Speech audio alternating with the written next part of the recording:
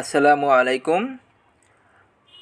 আজ আমরা জানব শ্রীকৃষ্ণ কীর্তন কাব্য এবং বরুচণ্ডীদাস সম্পর্কিত সংক্ষিপ্ত প্রশ্ন ও উত্তর, যা বিসিএস ও অন্যান্য পরীক্ষার জন্য উপযোগী।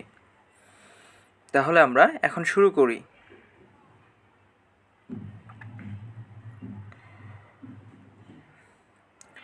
শ্রীকৃষ্ণ কীর্তন কাব্যের রচয়িতা কে? উত্তর, বরুচণ্ডীদাস। বরুচণ্ডীদাসের প্রকৃত নাম কী ছিল? উত্তর, অনন্ত।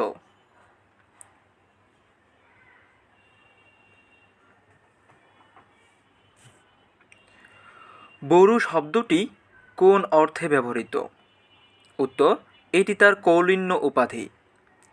গুরু প্রদত্ত বরুচণ্ডীদাসের নাম কী ছিল? উত্তর, চণ্ডীদাস।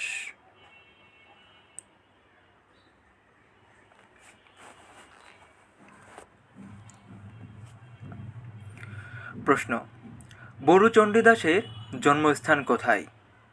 উত্তর, মতভেদ রয়েছে। ডক্টর মোহাম্মদ শহীদুল্লাহর মতে সাতনার বাঁকুড়া গ্রামে, অন্যান্যদের মতে বীরভূমের নানুর গ্রামে। অপশনে যেটা আসবে সেটা দাগাতে হবে। বরুচণ্ডীদাসের জন্মসাল কত? বসন্ত রঞ্জন রায়ের মতে 1309 খ্রিস্টাব্দে।